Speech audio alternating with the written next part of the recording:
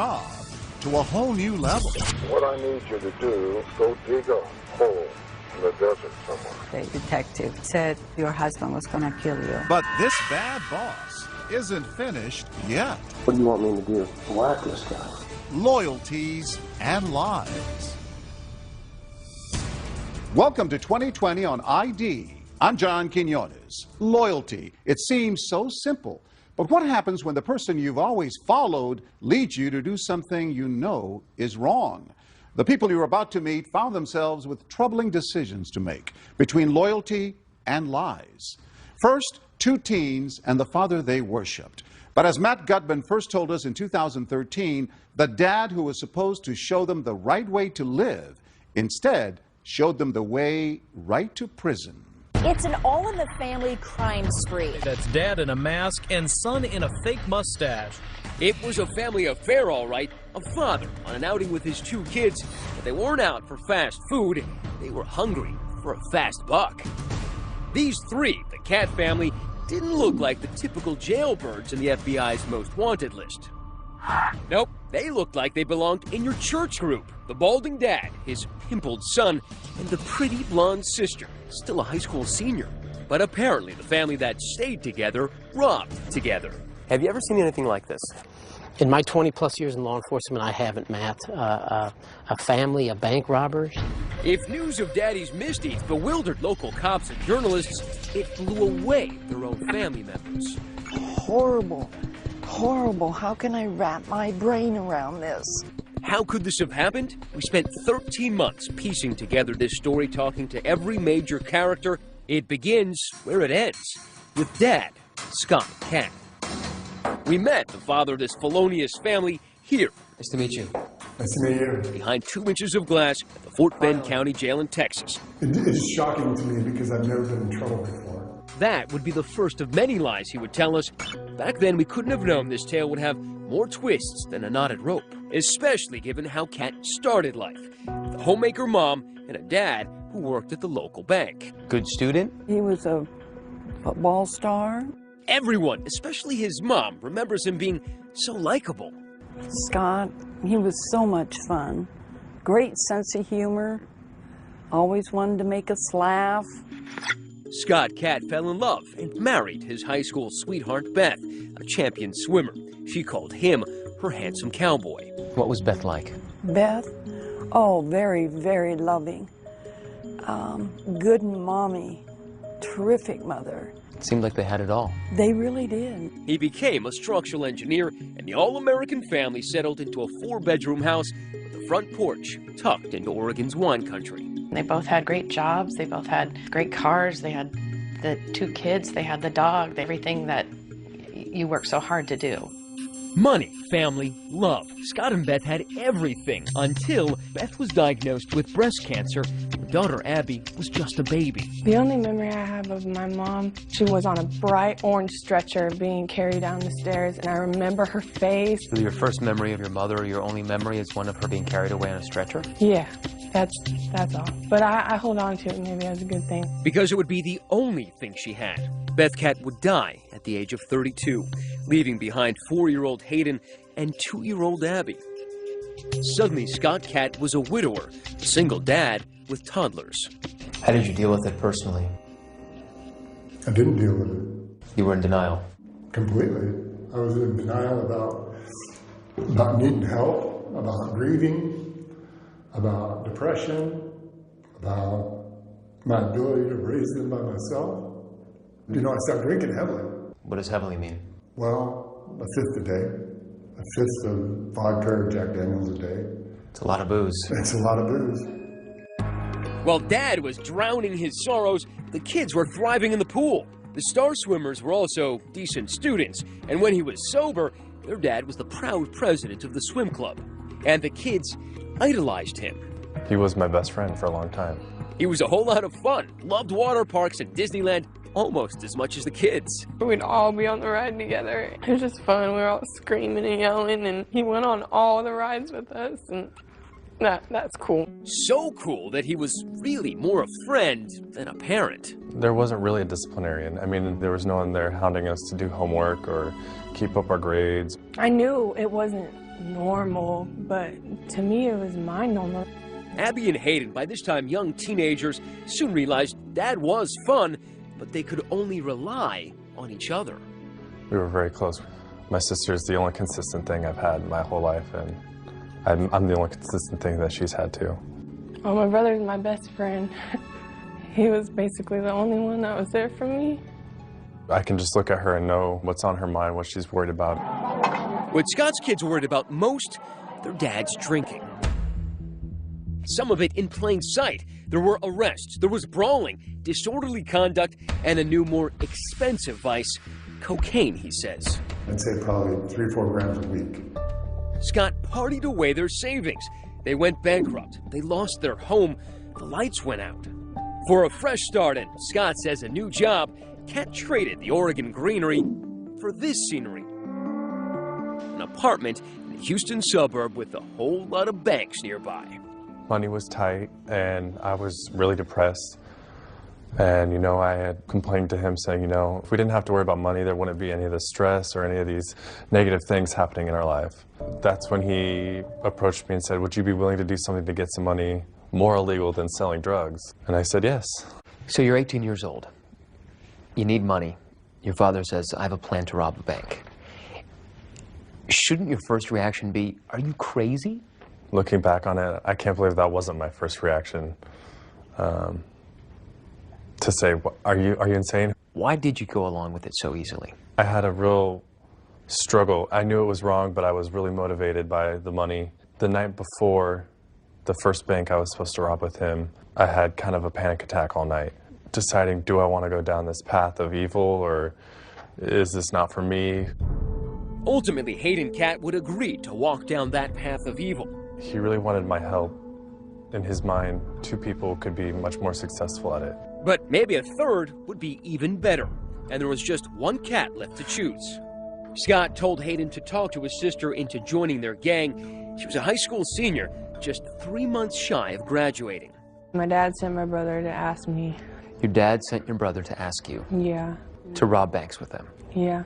And then the next day, my dad just basically laid it all out. You know, I'll buy you a new car, and I'll get you an apartment. In some way, I was led on, like, this is how I protect them, and these are the only people I have. Now, son and daughter say this is when they crossed over to the criminal side. A plan was in motion, the mark, the Comerica Bank, just down the block. The morning of the first bank, I asked my dad, you know, are you the devil here to tempt me? And his answer is what really scared me. He said, yeah, probably. I'm asking you to rob a bank. So he knew full well the world he was bringing you into. The biggest point he made to me was the plan for all the details. The details would have been what you've seen in the movies. The fake mustaches, fake guns, in hopes of getting real cash. But what the kids were really banking on was beginner's luck. I was actually shaking so bad that the employees grabbed the bag and started throwing money in for me. The family robberies. What could possibly go wrong? When we come back.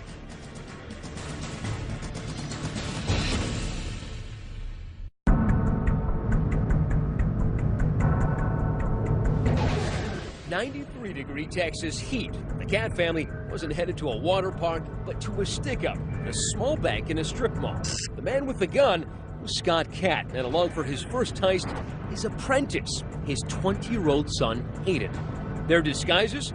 Painters' masks and white overalls. Outside, waiting in the getaway car and communicating with the men on walkie-talkie, 18-year-old Abby. Once we walked into the bank, then it was on. I was running on so much adrenaline and so amped that I wasn't even really feeling anything. 2 individuals walked into the bank, and they ordered the tellers and everyone into the vault. Did they say anything? Put your hands up and get into the vault. He was the muscle with the gun, and I was the money guy. Both men are big, over 6'3". Their sheer size and the gun enough to terrify customers. But it's the novice bank robber who's quaking in his boots. I was actually shaking so bad that the employees grabbed the bag and started throwing money in for me. In Hayden's hands, more money than he'd ever dreamed of. How much does $50,000 weigh? I'd say about 15 pounds. With their garbage bag full of cash, they sprint out of the bank to the getaway car, which has been outfitted with stolen plates. The wheelman? A frightened teenager. I was scared. I mean, it's just something you just like want to be over with. And what was it like driving the getaway car? You know, it's hard because you want to obey traffic laws, but your adrenaline is pumping. It was hard. I had them in my ear. My dad would yell at me to not drive fast, so I didn't. Despite the heckling from her backseat driver dad, the reluctant 18-year-old gets them to their apartment, half-mile away, undetected. The heist had gone off without a hitch, just like Dad had promised. Was there a woohoo moment? Not till we got home.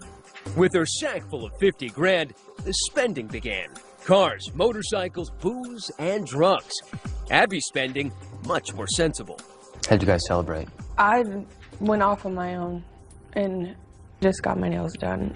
In fact, the money came so easily and went so fast, within 2 months they burned through all their loot. Time for another bank job. The First Community Credit Union, just a few miles from the scene of their first crime. Before the hit, Abby cases the bank. That's her smiling and grabbing brochures from a bank employee. 11 days later, it's the same drill, new disguises. Ditching the painter's overalls for safety vests to blend in with nearby construction. They walked into the bank with orange construction vests on. Did you carry a gun in there? No. We used a BB gun. But it looked real. Yeah. I remember a few people's face still. What was their reaction? Total shock. Terror? Yeah, they were scared, terrified, definitely. You start walking into a bank with a weapon and you start pointing that at people and ordering them to, you know, cough up the money. I mean, that can change your life forever. Their take after 2 bank robberies, over $100,000. But the loot isn't exactly divided up evenly, according to the kids. What percentage were they willing to give you? 10%. Did you feel like 10% was enough? Oh, yeah, because I never even had that much money. So your whole life? Right. $10,000. It was enough for me. Enough to buy a very practical used Ford Focus and more of those manicures. I guess by now you're aware that in Texas, whether you're the driver or you're the guy holding the gun, holding up a teller, it's the same crime. Yep. But you didn't know that then? No, I didn't know that then. And I know the part that I played was wrong, but it was my family, and that the loyalty was greater at that point. But her father and brother seemed more loyal to the cold, hard cash that was coming in and to blowing it fast. Shopping, cars, partying, really nothing to show for it. When the comforts of daily life include Jack Daniels, a new Chevy Tahoe, a Harley, and a swank new Houston apartment, even 100 G's can disappear pretty fast. And for the Cat family, that meant one thing: time to go back to work. Had you planned another heist before you got busted? Yeah, the morning they picked us up, I think we were going to do probably 1 or 2 more. That day? Yeah. That's right, the Cats had gotten cocky, planning a pair of heists the day before their arrest. It got to a point where I thought my father knew what he was doing so well that there's a risk involved, but the risk was so minimal. But that would prove to be wishful thinking because, as we all know, where there are robbers, there are also cops. And the cops were already on to them. On the surveillance video from the latest heist, they picked up a detail that would impress even Sherlock Holmes. The vests looked new. They actually had creases in them. Because they were creased, you figured they were new. And because they were new, they must have been purchased somewhere nearby. We were able to tie those 2 vests back to a local Home Depot. And those vests were purchased with a MasterCard debit card that went back to Scott. By using that MasterCard, Scott Cat might as well left his calling card. And there his kids are using it in Home Depot to buy the gear they were about to use in a bank heist. It was just the break detectives needed, and the Cats were in the bag. When Scott was arrested, the detective that actually made contact with him told him, well, you're under arrest for bank robbery. And Scott's initial response to that was, which one? They quickly arrested Hayden as well, who was up in the apartment. There, they found the kind of evidence gumshoes dream of. In the apartment, we found some bank straps. And a bank strap is a little paper strap that wraps around a certain quantity of money. Usually it's 1,000 denominations. And it identifies whatever bank it is that it comes from. And some of those straps were from a bank in an entirely different state. Suddenly, cops realized Cat is no rookie, but a bank bandit with a resume. They now had more than enough evidence to haul both Cats in for questioning, and authorities were zeroing in on Abby, too. Abby called and she was yelling at me. I'm in jail and I need $10,000 to get me out of here. Get me out of here right now. And I said, you have to get that money from your father. She says, he's the reason I'm in jail. When we come back, the interrogations begin, and everyone is in for a shock. I hated the job. I'll just rob banks. Probably better at that anyway. And his children weren't the only family members he'd conned. I picked up our local newspaper and I said, oh, son, if I didn't know better, I'd say that was you. Stay with us.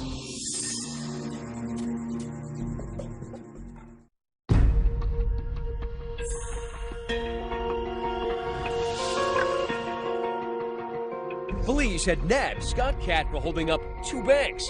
It wasn't the only cat in the hot seat. Just down the hall in another interrogation room was his 20-year-old son, Hayden. Scott made it clear as he walked in, he was ready to come clean. It's a day of reckoning. I get it. Investigators were expecting to hear about the 2 heists in Texas, but they were about to learn that Scott Cat's secret life of crime dated back to the Clinton administration. He didn't even ask for a lawyer before he started spilling the beans. First, federal savings and loan. For this head-scratcher, Scott actually needed a whiteboard to lay out crimes that began in his home state of Oregon, 2,300 miles away. It was like a seminar in bank robbing 101. So this was number 1. This was number 1. So I'd say I got about like $2,500, roughly.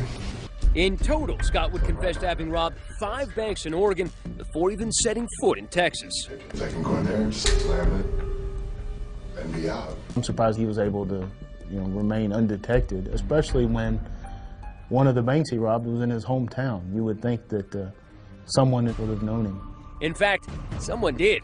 It was Scott Cat's own mother. I picked up our local newspaper, and on the front page was a picture of a man that robbed our local savings and loan, and that is where his father retired from.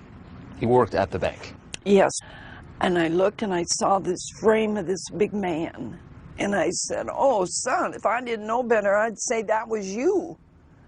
And he grabbed the paper from me, and he looked at that. I remember so vividly, and he said, yeah, it does kind of.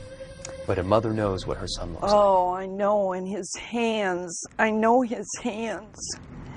And Scott said, well, he didn't get very much money. But her son was honing his skills. You know what they say about practice. With each hit, he was banking more and more money. That one I got close to 30 because by then I had figured out that there were 2 cash drawers, so I made sure that I got both cash drawers. I selected a bank based on accessibility and escape. He didn't just see a bank and decide to rob it the next day. He would plan for weeks at a time. How many of those did either Hayden or Abby know about? None. This was all just... Not a one. I mean, you got to think back. They're still pretty young here. Scott says it was a job opportunity that brought them to Texas in early 2012. By then, Abby and Hayden were teenagers. Well, I had a nice chunk of money to come to Houston, right, and I blew it. Partying. The cash tasted so sweet, Cat craved more, soon blowing off that job in Houston to focus on his more lucrative gig. I hated the job. It was a really bad job. I'll just rob banks. I'm probably better at that anyway. And in his new full-time job, he knew more help could mean more money. This is where I started to, talk the kids in. Hayden wanted to come out here, and I said, well, look, there's a business proposition I have for you. I talked him into it. A couple of doors down the hall, Hayden would soon fill cops in on his version of that dirty deal. That's when he started, going over all the details about how it's done and what he's done in the past. Also, what to look for in a bank, Like what?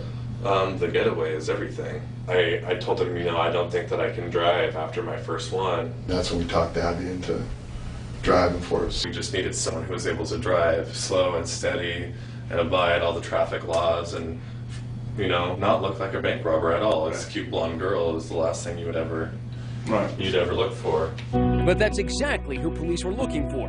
After getting a call from her dad, Abby drove herself in to talk to investigators.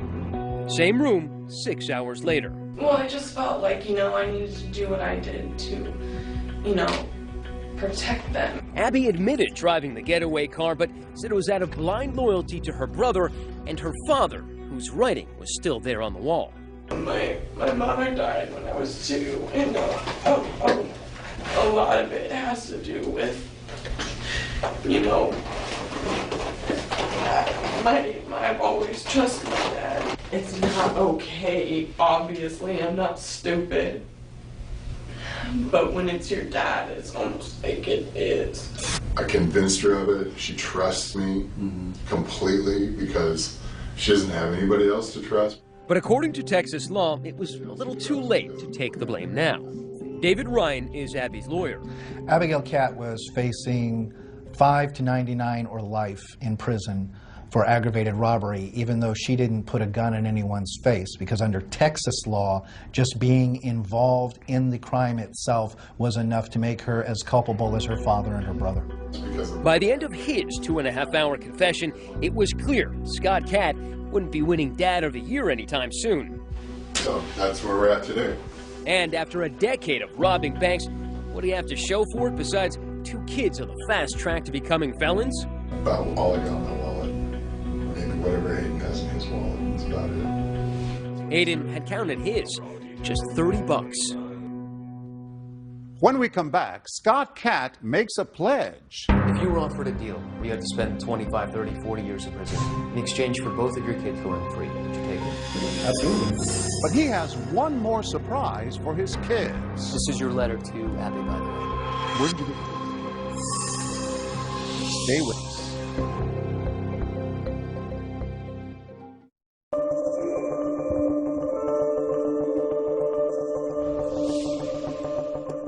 The pretty house with the wraparound porch in Oregon is now in the Cat's rearview mirror. Their new home is the big house behind the bars of the Fort Bend County Jail in Texas. The family had been held in separate cell blocks and hadn't seen each other in over a year. Jailhouse life had taken its toll. Scott said there wasn't enough food and he'd lost more than 70 pounds, almost unrecognizable to his own mother when we showed her footage from our interview. He's a poor man. $2,000 a week. Yeah. He doesn't look the same. Oh, I miss him. He's old. I don't want to see anymore. She's heartbroken by what her son did to the grandchildren she'd helped care for after their mother died. It's so hard. I wish I knew why he did this. I will never know. When we sat down with Scott, he wanted us to believe he was a changed man, a father who would do anything for his kids. If you were offered a deal where you had to spend 25, 30, 40 years in prison in exchange for both of your kids going free, would you take it? For them going free? Absolutely. What about life in prison? Sure. Would you have said you were a good father? I thought I was. Do you think you are now? I have just serious doubts. I mean, I think that we're all sitting in here right now because of my inability to be a parent. What would Beth say, your first wife? What would she say about you dragging your kids into... I can't even imagine. Can't even imagine. I'm really ashamed. Mommy. That's when he cries. About my mom. He wouldn't cry about his kids, but he cried about his wife. Yeah. In fact, as we would learn, he would put in pen and ink how little he cared. Abby's lawyer gave us letters from their dad in which he encouraged them to do hard time so that he could do less of it. With this new information, we went back to confront Scott, this time face to face. This is your letter to Abby, by the way. Where did you get this? It's your handwriting, isn't it? Yeah, it definitely is. And it's your letter. Yes. You told me recently that you would be willing to spend life in prison in order that your kids do not spend time in prison. But here you are asking her essentially to do time For you? Yeah, I was trying to manipulate. I'm trying to get something. Who are you manipulating? I'm trying to get everybody something that they can live with. Everybody, you got your kids involved in this. And you're asking them to do time for you. It says it right here. I do believe that you doing prison time will be good for me, and I know that wasn't an easy choice for you. And that's what she said to me in the previous letter, that she was willing to do that. Wouldn't most parents say, try to dissuade their children, say, please, don't admit to anything.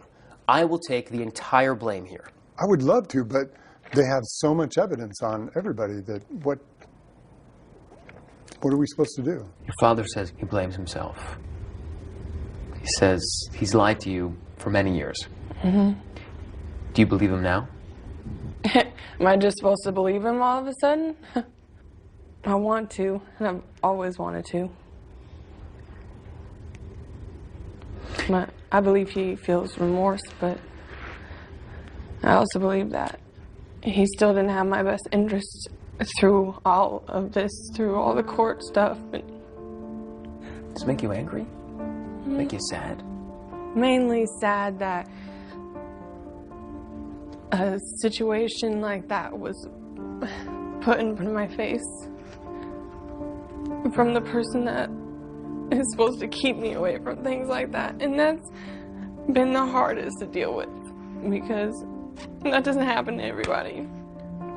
And I feel like now I've lost my mom and now I've lost my dad. When we told Scott his kids thought he'd failed as a father, he was dumbfounded. Did they forget about all the times, the happy times, if they don't remember the trip to Disneyland?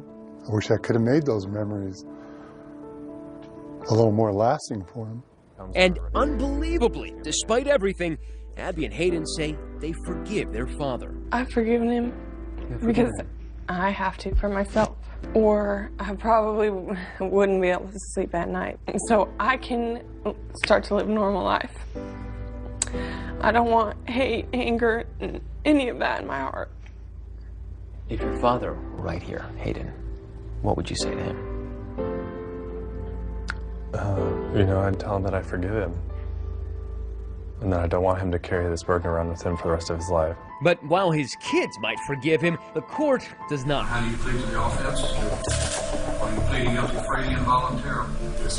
Scott Katz's 15 minutes of infamy would stretch into 24 years of prison. I mean, I'm 51 years old, so to me, that is life. If I don't have the opportunity to get out and see parole and make amends to my family and friends and repair some of those relationships, then it might as well be life. Hayden accepted a deal of 10 years, a sizzling cell in Texas, a world removed from his suburban childhood in Oregon. Well, what do you expect prison life to be like? Hell. As close to hell on earth as you can get. How do you plead to the offense? Abby pled guilty and was given a 5-year sentence. Sheriff Troy Nels was so disturbed by Scott's manipulation of his kids that he's decided to help Abby. Instead of shipping her off to prison for 5 years, he's decided to keep her here at the jail, where we found her stitching patches onto police uniforms. I just feel that she's more of a victim in this. So my goal is to try to educate her, get her where she can get her GED, and try to teach her some type of a skill set here. So when she gets out, she can lead a productive life. For Abby, all she has left is her brother, Hayden. Why does that make you sad now? I feel like I can't help him and I can't comfort him, and that makes me sad. Making an unprecedented gesture, Sheriff Troy Nels allowed us to bring them together one last time before they served their sentences. Brother and sister haven't seen each other in a year since the day of their arrest. Hayden is brought in shackled, hand and foot. And the jailhouse rules were strict. No touching. The soulmate siblings couldn't seem to help, reaching out. Abby. Breaking one last rule. Are you doing okay? Yes. Okay. I'm just happy to see you. Yeah, me too. Abby, I'm sorry, okay? I don't blame you for anything. Just know that I love you forever. I love you too. I don't blame you for anything. Nothing. It's gonna be a long time until I see you. I know. I love you. I love you too. Can I give him a hug? No, I can't hug you. No? No. And on the spur of the moment, we asked the sheriff for one more act of kindness. If you guys want to give each other a hug, the sheriff says it's okay. Really? Oh. It could be 10 years before Abby and Hayden could embrace again.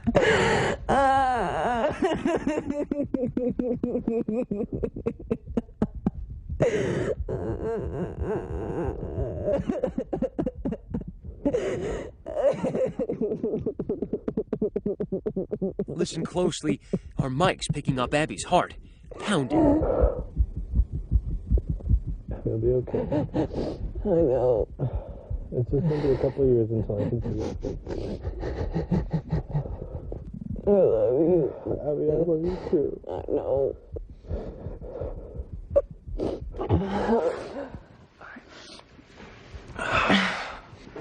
I don't want you to go. I know. And gushing out came the grief and the regret and the anger. Thank you for the hug. I needed it. I know. I love you. I love you too, okay? Okay. If you ever start to feel down or anything, just start to think about all those good times we've had, okay? 'Cause that'll get you through. Okay. All right. I love you. Abby, I love you too. I'll see you soon. Okay, bye. And after 10 minutes of comfort, shackled again. The siblings' love for one another, the one thing their full-hearted father couldn't destroy.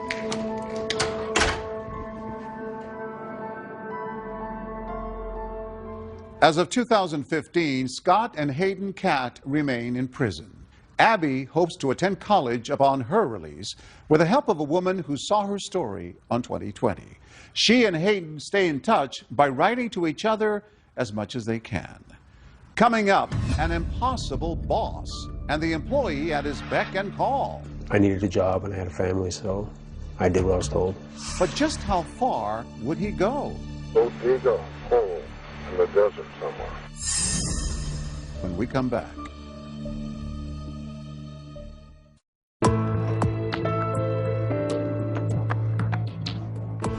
A long-suffering employee spends years meeting his boss's escalating demands, and then a new task, one that would make him an accomplice to murder.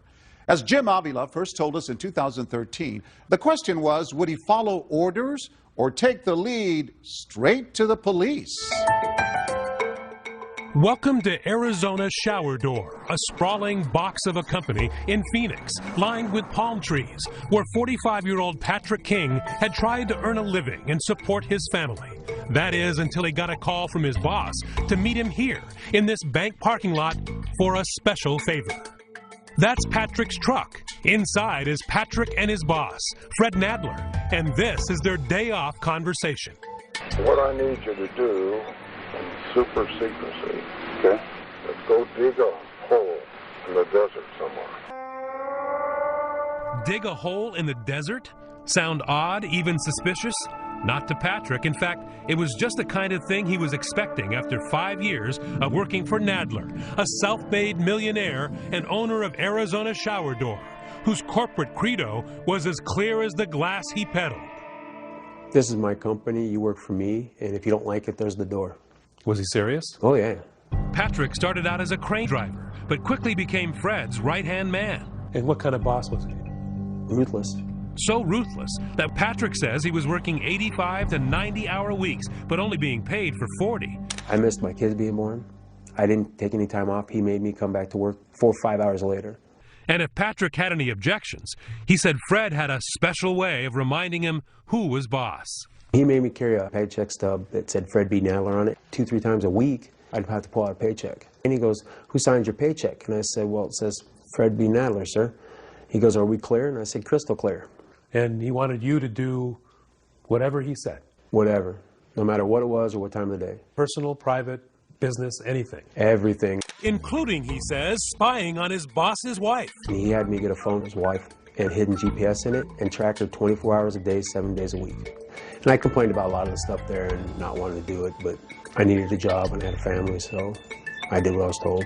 But Patrick's connection with Fred's wife would reach far beyond her cell phone signal. Libby Nadler, like Patrick, was living in a prison of her own, under the thumb of a controlling husband, who she says ran the home just like his office. Everything was fine as long as I went along with it, with whatever he did. He would just tell me if I didn't like it, I could leave. Not all of their 18 years of marriage had been like that, of course. When he told me that he wanted to marry me, he told me that we were going to have a wonderful life. And it was. Trips, a nice home. They even adopted and raised 2 children together. But Fred, she says, always was clear about one thing. He didn't like to spend money. He only liked making it. In his mind, he thought that everything was his. He didn't want to share, not with me, not with anybody else, as long as he was alive. Which meant divorce would be a little tricky. That's when, according to Patrick, Fred's behavior took a twisted turn. He started dropping these little subtle hints and say stuff like, "It's getting me a lot of money for you." Coming from a boss who allegedly thought worker pay was optional, the promise of a big bonus seemed to Patrick a major red flag. Sure enough, 3 days later. My phone rings, caller ID, and it said Spike on it. And he goes, "We need to meet." Which brings us back to this parking lot. And as soon as I stopped here, he got up, started walking over. So he comes over, and as soon as he gets in, I hit record on this recorder. And I have it sitting right here, and I push record, and I set it right here on the ledge. We're sitting here talking. What I need is somebody I can trust. That's me. Let's go dig a hole in the desert somewhere. That's easy to do, especially in Arizona. That's right. You got to do it at such a time and a place that nobody can see you do it. And he finally said, you know, she filed for divorce. She's going to ruin the company. There's going to be 180 employees and families out of work. You're going to be the savior. You're going to save the company. I was just like, you know, I didn't want to believe it. I will give you a bundle to put in that hole, okay? I'm not telling you what's going to be in the bundle. Be wrapped in a blanket or a sheet or something. And just keep quiet. So you have to use it the rest of your life. He pulls out a stack of money wrapped in a yellow band, $1,000 on it. He goes, you know, just for showing up, I'm taking care of you, and he throws it at me. So this man who never gave you anything, maybe $20, gives you $1,000 all of a sudden. And Fred, he says, promised more. $10K every year that Patrick stayed with the company and kept his trap shut. That Patrick could not do. Instead, this loyal worker had enough, immediately going to police and handing over that tape. Fred was arrested that evening, Libby watching as he was handcuffed and taken away from their house. The detective said your husband was going to kill you. I told the police that's not true. No, I didn't believe it. When did it sink into you? That question is very hard because I still can't believe it. Sometimes you don't realize it when you are with a controlling person what the outcome would be. Patrick foiled all this. Patrick saved your life, right? He did. He's my angel, and I keep telling him that. And that angel dutifully returned to work the following Monday to report to his new boss. Actually, 2 new bosses, Fred's sons. You save a woman's life. Bad guy's in jail. They gave you a raise and a hearty handshake when you got back to work, right? No. His reward for saving a woman's life? Patrick was put on paid leave. Then, he says, out of the blue, 6 months later, he was sacked. His parting bonus, a phone call from the prosecutor who was about to take Fred Nadler to trial. And he goes, we have him hiring somebody to come and kill you before the court date. He doesn't want you on the stand. You have a seat right here, buddy. Fred, according to prosecutors, was up to no good, even from behind bars. Nope, it's us alone. Caught on tape again. And this Santa Claus look-alike had an early Christmas gift for his ex-wife and former employee. Yeah, apparently you got a job you'd like me to do. Yes, sir. Yeah. I've got 2 jobs. I'm going to need names. I'm going to need where they live. I'm going to know what you want me to do. Well, Patrick King. What do you want me to do? Whack this guy. Okay. Who else? My ex-wife. There's going to be a lot of scrutiny with these 2 people passing. Okay. Significant people in my life. That's caused me a great deal of problems. But Nadler had more. The hit on Libby required some special handling. You have dogs? Yes. Two little dogs, they only stand about this high. Meet Fritzy and Shotzi, who Fred apparently wanted the hitman to take care of as well.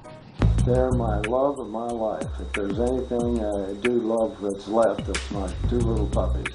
So I just like to make sure if it's a day or two before somebody finds someone, that they have plenty of water and there's a bag of dog food in the laundry room. Just make sure they got a little something to eat for a while. Nadler might not see Fritzy and Shotzi for a while. He's charged with conspiracy to commit murder and conspiracy to commit abandonment of a body. Even though the ordeal has turned his life upside down, Patrick says he has no regrets. You're a working man, right? You're struggling to make life good for your family. Here's a guy who's offering you at least 10 grand. Were you ever tempted in any way to go on with this? No. I don't care if he would have whipped out $1 million right there on the spot. It would have been the same outcome. As of 2015, Patrick King still lives and works in Phoenix. He says he continues to worry about Fred Nadler's threats on his life. He and Libby remain in touch. As for Fred Nadler, the charge of conspiracy to commit murder was dropped. In exchange, he pled guilty to attempted kidnapping and was sentenced to 8 years in prison. I'm John Quinones. Please join us next time for another edition 2020 on ID.